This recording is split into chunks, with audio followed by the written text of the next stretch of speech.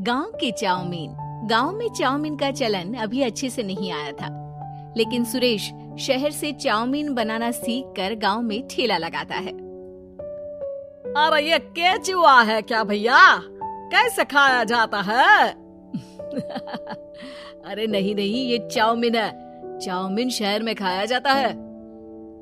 कितने की दे रहे हो सुरेश? 10 रुपए की प्लेट भरकर। तभी वहाँ शहर से पढ़ा एक लड़का आता है। जरा एक प्लेट चाउमीन तो देना। सुरेश उसे चाउमीन देता है। उसे चाउमीन खाता देख गांव वाले भी उससे चाउमीन ले लेते हैं और खाने लगते हैं। अरे वाह सुरेश भैया, कमाल की बनाए हो। 2 प्लेट मेरे बच्चों के लिए भी पैक कर दो। बस फिर क्या था, सुरेश का ठेला लगता है और चाउमीन खरीदने वालों की लाइन लग जाती है। तभी वहाँ से गांव का साहूकार होकर गुजरता है। और ये क्या भीड़ लगी है? लगता है झगड़ा हो गया है गांव में। चलूं मैं अभी तो मजे ले लूं। अरे कहाँ है, इतनी भीड़ लगी है यहाँ? लड़ाई हो गई है क्या? अरे साहूकार साहब, ना ना ना, कोई लड़ाई ना हुई है। ये तो सुरेश की दुकान है चाउमीन की। हम लोग चाउमीन खाने आए हैं, आप भी खाइए ना। साहूकार चाउमीन खाता है और सुरेश की तरफ देखता है, जो सारे दिन के पैसे गिन रहा होता है। अरे सुरेश, क्या लागत है इस काम की?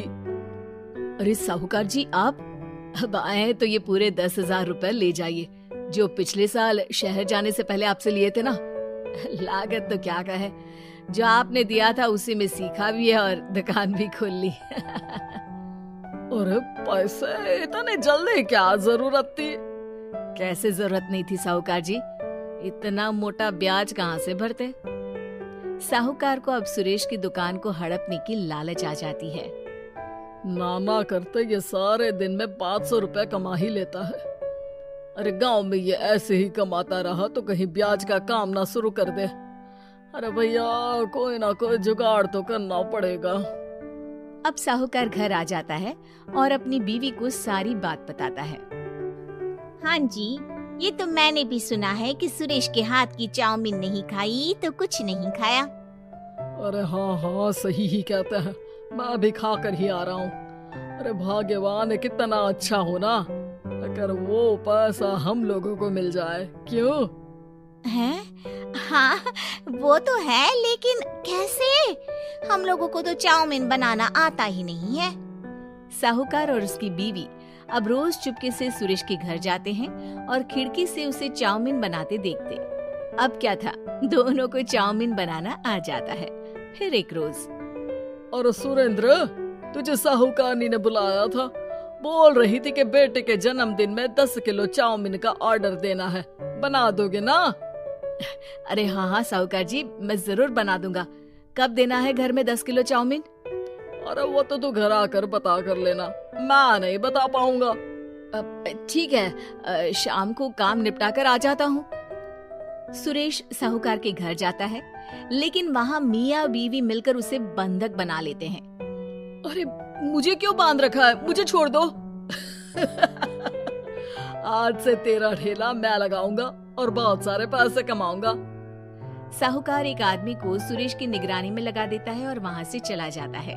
अगले दिन, अरे साहूकार जी, आप कब से चाउमीन बेचने लगे और अपना ये सुरेश कहाँ गया?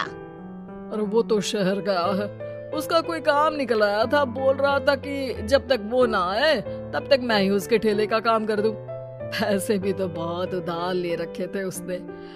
लगता है कर्जा भरने के डर से भाग गया है।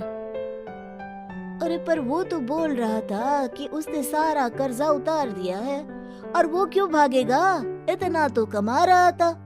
अरे मुझे क्या पता। अरे चाउमीन खाना है तो बोलो, नहीं तो भागो यहाँ से। अरे हाँ हाँ, दे दो दे दो। अब तो चाउमीन खाना पूरे गांव के लोगों के लिए आदत ही बन गया है। ना खाओ तो नींद ना आए। हाँ हाँ, तो लो और निकालो 50 रुपए। 50 रुपए क्यों? सुरेंद्र तो 10 रुपए में देता था। अरे वो पागल था, मैं थोड़ी ना हूँ।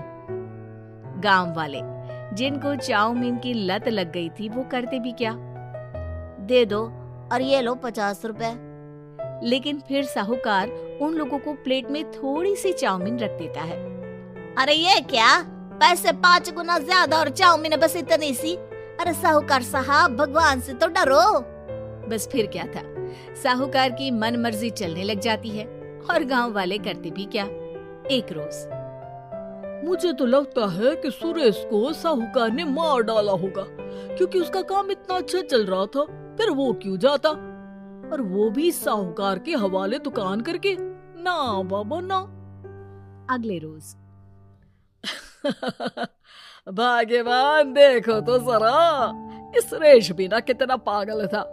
जिस काम से वो ज्यादा पैसे बना सकता था, उससे इतने कम पैसे छाप रहा था। 50 रुपए प्लेट में भी गांव वाले खूब खा रहे हैं चाउमीन। हाँ जी, और जितने में वो लोगों को 10 प्लेट खिलाता था भर भर कर हम लोग उतने में 20 प्लेट बना रहे हैं। क्यों जी?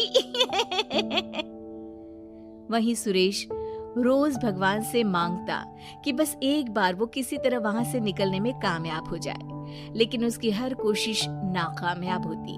फिर एक दिन, अरे भाग्यवान, ऐसा कुछ करो कि चाउमीन बनाने का खर्चा आधा हो जाए, जिससे हम लोगों को और मुनाफा हो।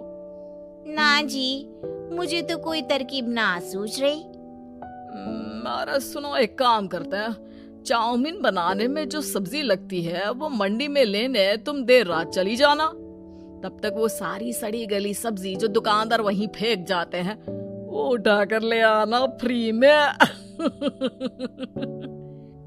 अरे वाह जी वाह, आप तो बहुत समझदार हैं जी। बीवी वैसा ही करती है, लेकिन अब लोग चाउमीन खाते तो मुंह बनाकर। फिर एक बार, अरे राम राम राम, ये पेट में दर्द काहे हो रहा है? हाय रे हाय, मेरा भी पेट दर्द के मारे फटा जा रहा है।